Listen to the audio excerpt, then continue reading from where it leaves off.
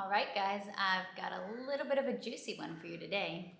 Homeschool curriculums that I would not use or buy again.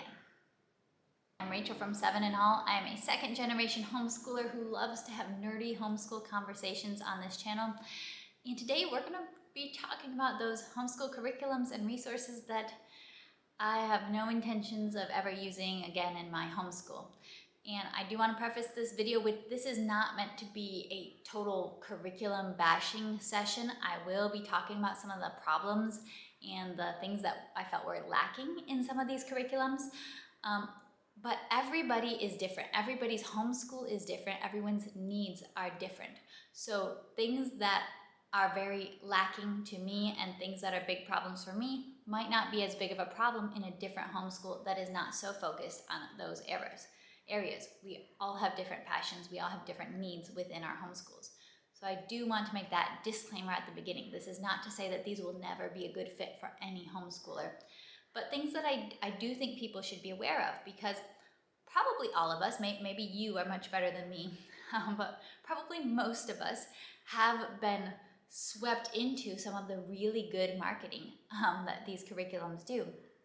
Some of the really great images, and we kind of get swept away into buying resources, and then later we can find ourselves disappointed because using it in real life does not live up to the vision that we had based on what we saw in their marketing.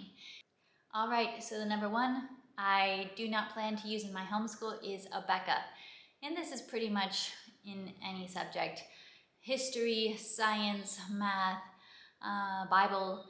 The only subject area where I would consider using it would be their language arts, although I don't actually have any plans to use their language arts at this point in time. Now, you might be watching this video and you think, what? You said this video was going to be about curriculums you would never use again, and you've been a faithful watcher of my channel, so you know that I have not used Abeka with my sons at all. And yes, that is true. However, let me share my story. I grew up homeschooled, and when I was a very young teenager, my family's life changed dramatically and we moved overseas. And when we made that big life transition to moving overseas, my mom decided that the homeschool needed a major change. We had been largely a Sunlight homeschooling family before moving overseas. With the big change we were making, with the fact that we needed to bring all of our schoolwork with us in our suitcases on our international move, with the changes that life was just going to be a lot more labor intensive, harder. She was going to be working. She knew that she needed homeschool to be more independent and less work on her and less books that we needed to bring in our suitcases. So she made the decision to move away from Sunlight. She got all Abeka resources for all of us kids. We were ranging from around age 2 to 13, all the ones who were born at the time. We've added a few to the family since. She changed to all Abeka. We were going just straight Abeka. And so it is a lot more independent in some ways, that you can just basically, you have your textbook, you have your quizzes and activities book, you have your test book, you read your book, you answer the questions in a notebook, you do your tests. It's very straightforward. And I'm not going to say that using Abeka went horribly for our family. However, it was a notable difference when you were switching from being largely Sunlight homeschoolers to Abeka homeschoolers almost overnight, and we did miss the great books that we had been reading. And also, because I was in high school at the time, I was a freshman when I was 13, I struggled a lot with what Abeka offered for high school math at that time. I don't think that their high school homeschool math programs, and we didn't have the videos, so I don't think that their math programs with no videos were really designed for homeschool at that point in time. Maybe they have done some redesign in the many years since I was in high school, but at that time they were really hard to use as just a homeschooled high school student. And I'm really smart, so I found that very frustrating. I like to say that it was Abeka, trigonometry, geometry, and calculus that made me decide not to become an engineer once I went to college, which, maybe for all intents and purposes was a good thing, because I have not pursued engineering in my own life. I've wanted to be a writer since I was 5 years old. And so, the fact that I went into studying languages was probably overall a good thing. But Abeka high school math truly made me feel like I hated math in high school. And when I did take one, I only took one math course for my degree in college, and it was so easy that I was absolutely shocked. I'm like, wait, math is easy? I thought math was super hard based on my experience with Abeka high school math, just trying to figure this out from this textbook and take the tests and do all that. So this is very much based on my own experience with using their resources in high school. Also, and interesting to note is my family gradually and slowly, as we had the opportunity, my mom largely switched back to Sunlight resources, largely switched back to Sunlight cores in the almost 2 decades since that move. So it had to be slow because it had to be when you could have a chance to buy books and bring them over. But there was a slow change back into Sunlight resources after investing in the Abeka programs for history and science and all that.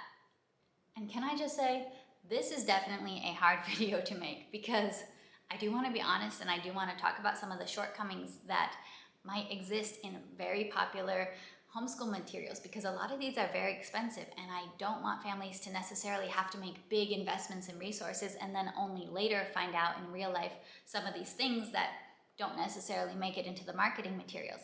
Yet at the same time, criticizing is hard, you know? You know that people put their blood, sweat, and tears into creating these resources. So I just want you to keep that in mind, that I'm definitely not trying to destroy anybody's work, but just to share honestly about our own experience with it. The second curriculum that I do not plan to purchase from again is Gather Around Homeschool. If you've been watching my channel for a few years, you do know that in the past we have used several different resources from Gather Around Homeschool. I own the Letters and Numbers series, and I may go ahead and reprint the workbooks to use with my younger son. I have purchased in the past the Artist unit, the Transportation unit, the South America unit, and I have used all of those with my 2 youngest sisters. Now, we were using these at a time during the pandemic when we were in a very long lockdown in which we pretty much weren't allowed to leave our apartment building for months at a time. So kind of my idea behind using these resources was, we have been in our apartment for a long time and I want something fun to do, some fun, interesting topic to get to explore with my little sisters, something that they can both do together even though they have quite an age gap between the 2 of them. And that was really the goal. They do have their standard normal schoolwork of math and language arts, history. They do Sunlight, both of them. At this point, I don't think my youngest sister was doing Sunlight yet back then, but she did have her own schoolwork. But this was something that, you know, when you spend 2 solid months in your apartment without leaving the building, you get a little stir crazy. And yeah, schoolwork can be an idea of a fun thing to do, but we didn't have the ability to get, you know, like 50 library books to add on to make it super interesting. We don't have that kind of access where we are. We don't have craft kits that you can just buy from Amazon to add on. So I have used these 3 units with them. I will say that Artists, I think, was the best experience and the most well executed of those units. I think that was Gather Round at its best. We had a genuinely fun time learning about that. For all of us, art is not our strong suit or a big area of passion. So it was really interesting to get to learn about different types of art. And we did genuinely enjoy that unit and had fun with it. It was fairly easy to implement with just a few videos and we made some clay crafts and paintings and drawings and different sorts of activities like that. It wasn't overwhelming to add to, but it was still actually very interesting. Other units fell a lot more flat for us. The South America unit was especially not a big hit with one of my sisters who felt like it was basically just learning about a new animal every day. And then one time we learned about a tree and she was so excited because we were finally learning about a tree instead of an animal. And I would also say that to me, it fell a little flat as far as the desire to learn about different countries. Our family has traveled a great deal, mostly in Asia. We haven't traveled in South America, and we were interested and wanted to really learn more about a different part of the world that's not part of our experience. But it didn't read like it was written by someone who had lived in South America, if you know what I mean. Like, you can often tell a difference when people are writing based on research versus when they're writing from lived experience. And I think to learn about South America, I'd rather just be reading the stories of people who had lived there, be reading the stories of people sharing their own cultures. So for me, that's kind of where it tended to fall flat. I didn't mind the animal info as much as my sister, who just found it very, very repetitive. So that was one area in which that one kind of fell flat for us. Then we tried transportation, and I was very excited about transportation. My dad worked in the automotive industry for a significant portion of my life, and so I grew up spending time in automotive factories and watching parts being made and watching cars being made. I have toured so many car museums. I've toured railroad museums. I have seen how engines are made. I know a lot about the gasoline engine and about former engines, like the steam engines and old locomotives, boats. Like, transportation has been a big part of my life. When you grow up with parents who are passionate about something, my dad is an engineer. He was always pointing out different features of different types of vehicles to us. And so I know a great deal about vehicles, about transportation, about how transportation has shaped history around the world, and about how innovations in transportation have really shaped and changed people's everyday lives. For me, the transportation unit really fell flat, and I think it was because of the underlying passion that I already have for vehicles and for transportation, and the underlying knowledge I already have. For me, reading the teacher's guide, it felt like a lot of fun facts and statistics about the biggest and the most extreme and the most glamorous, the most expensive, the heaviest of every type of transportation. That's what it really focused on a lot. And it's just like, I don't really care if something weighs 15 tons. I don't really feel the need to even remember that or know that. How did it change people's everyday lives? What impact did this have on our culture? What impact did the automotive industry have on American culture? It had a huge impact on the way that our entire nation is designed, on the infrastructure of our nation. And it seemed like we really didn't talk about the heart and soul of transportation. We didn't get to talk about, how does a gasoline engine really work? I think they talked about it a little bit, but not much. And about the impact of cars on media. There's so many interesting things that you could have gone into, and it just felt like it kind of covered a lot of numbers and a lot of stats about big and extreme examples that don't really impact anyone's everyday life. Here's where you can tell me if you think I'm wrong or mistaken here. But for me, what I kind of noticed about Gather Round was that it seemed like if we used a unit that was in an area that we totally didn't know anything about, like the artists area, it was a lot easier to be happy with the unit, be happy with what we got to learn, versus when we were using a unit that was about something we already were really passionate about. That's when it became a little disappointing, because I wouldn't say I'm an expert about vehicles and transportation and everything, but I've had a lot of life experience in that area because of my dad's passion for it, because of something that I share with him. So because of that, it fell flat for me. And then in a similar sort of way, the South America one did too, where it's not that I even know that much about South America, but I was applying it to the countries where I've lived in Asia and thinking, would I be satisfied if China was being written about the way that they're writing about these countries? Would I be satisfied if in my other homes and the other places that I've lived in and loved in Asia were being written about the way that they're writing about these South American countries? And I had to be honest with myself and say, no, I'd be kind of disappointed. I think another factor that for me just kind of made Gather Round not quite what I wanted to be was the cost factor.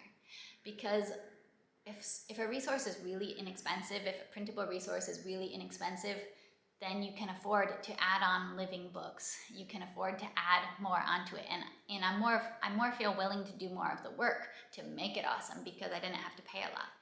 Versus when I'm paying a good chunk of money for a curriculum resource, I don't really want to have to add anything. And I kind of don't have the money left to add anything onto it either. I want it to be awesome already without me having to add on. So I think that was a factor for me too. And everyone's budget is different. What's a lot of money to some people is not so much money to other people. I'm not saying, that they're charging more than what they're spending on it. I do think that Gather Round puts a lot into their resources, and I know with all the custom illustrations, they have to be paying their illustrators a lot, so they are expensive resources. But that's also just for me. I'm a budget homeschooler, so I can't really afford to be spending that much, but then also have to do more of the work in adding on a lot more resources to it. I think I can find more affordable unit study resources that would allow me to add on more to it. Also, when I do a unit study, and there's different approaches to unit studies. The big unit study approach that Gather Round is taking is you're using a theme, and you're using that theme to learn about all sorts of stuff in all sorts of subject areas. That's like kind of the official way to do unit studies.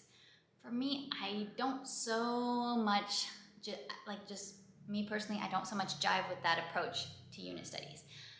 If I want to do a themed study, and that's why I more would say themed study, because it's not really a true unit study, I want to dive in deep and I want to learn all about that theme. I don't so much care about the other subjects. The other subjects will take care of themselves. I want to learn about cars. I want to learn about just transportation. I want to learn about how railroads have shaped nations around the world. So just for example, so right now we are doing a themed science study on the oceans that's supposed to last a year. And so for a year, we are getting to learn ocean stuff. We're getting to learn everything that a pre-K through kindergartner should know and needs to know about the oceans. And we're having a lot of fun with it and what we've done so far. I love it. We're not trying to do all these different topics. We're not trying to do math and make it oceans. We're not trying to do so many totally different topics just tangentially connected to oceans. We're just really studying the oceans. And of course, all disciplines do connect in some ways. But for me, when I do a themed study, I don't mind having some connections. Of course, that's awesome when you can make some interdisciplinary connections, but my main goal is not the interdisciplinary connections. And I think Gather Round does focus a lot on the interdisciplinary connections, and in some ways is almost light on learning about that one topic that you really want to learn about from the theme. And the last curriculum that I will talk about today is The Good and the Beautiful, and I'll talk about math specifically. I do not intend to use The Good and the Beautiful math anymore with my sons. If you've watched my old video, I have a comparison of The Good and the Beautiful kindergarten math with primer math. It was in this spring I started both a Math UC primer and The Good and the Beautiful kindergarten math with my son, who loves math, and I was purposely giving him two kindergarten curriculums to slow him down because he was wanting to do more than one math page, but I didn't feel that he was ready to be like rushing through a bunch of lessons in Math UC and rushing on to things that were harder. Now, there are some cool ideas behind the way that The Good and the Beautiful math is done. However, I think the execution of it leaves it feeling a little chaotic and a little bit light in systematic conceptual instruction, and also then in some cases it feels like they were trying to be really creative and fun with how they explained a certain topic, and all the creativity and funness that they added in just seemed to make it way more complicated than it needed to be to explain that topic, and you could have just been straightforward and it would have actually been easier for the kid to understand. Does this make sense for those of you who have used The Good and the Beautiful math? And I know a lot of people have used it and find it effective. I think it's probably especially effective if your kid doesn't really need much explanation or teaching, and if they just kind of naturally grasp onto math. I do think that there's some cool things. As I've said, I like interdisciplinary connections. I like it when one subject, brings in some real life applications, brings in some geography, or let's measure the distance between two places, or whatever it is. I like that they bring in some elements from other subject areas within life. However, it just doesn't cut it for me as far as being systematic. It almost feels like they're coming at math with this underlying assumption that kids are not going to think math is fun, and that kids are not going to find math enjoyable. So they're adding on a lot of color and a lot of fun and everything to make math fun. Whereas I more prefer to take it, what if we assume that our kids would find math inherently fun? What if we assumed that our kids could learn math without having to like layer on a bunch of frosting and sprinkles to make it fun? I kind of like that approach better, and I do see that. You guys know I love my Kindergarten Math with Confidence series by Kate Snow. I see that a lot more in Math with Kate Snow, is that it's kind of the assumption that, hey, math is cool, and communicating that math is cool with our kids versus decorating math and giving kind of convoluted explanations to make math seem more interesting than it actually is, with this assumption that math is just boring. Does that make sense what I'm explaining here? You can watch my comparison video of primer and kindergarten math to kind of see what we experienced. It did feel like they throw a lot of concepts at you at a very short amount of time in kindergarten, and they had some really fun activities. They did genuinely have some fun activities that my son really enjoyed within that math program. But it did not leave me feeling confident that if we continued with it, that he would have a very solid and a very consistent knowledge of math. Using the program that we're using now, I am feeling very confident that he's getting a really solid math foundation, a really solid understanding, and concepts are building very consistently from a smaller concept to a more complex concept. We're getting to review the same concepts very consistently, and I'm getting to genuinely see the progress, which is really cool. While you may not have had the exact same experience that I've had with these curriculums, it's very possible that you too have seen a curriculum, read about it, researched it, and you liked the idea behind it. But then once you invested in it, you found out, I don't really like how this was actually executed. The vision sounds great, but the execution, it's kind of disappointing. Homeschool curriculum can disappoint us at times. So while I'm not a person to advocate for jumping around from curriculum to curriculum, because I don't think there's a perfect curriculum out there, it's okay for us to say, yeah, we tried this, I thought it would be good, but actually I'm kind of disappointed with it, and it's not a very good fit for my family, for my budget, for my kids, for whatever your situation and your homeschool style is. There are going to be resources that are not a good fit for you. And it can actually, in some ways, be kind of helpful to put some things on our, I'm not really going to look into this again, so that we don't find ourselves swept away into marketing once more, paying the money once more to that same curriculum, and then being like, oh yeah, this is why I didn't like this last time, and I still don't like this. So leave me in the comments down below, what have been a few of your misses, things that you wanted to try, you were excited about, but once you got it, you realized, yeah, that this is not going to be easy to implement, or this is something that just doesn't quite fit my homeschool. Let me know in the comments below. We can chat about it, and I'll be seeing you next time on this channel.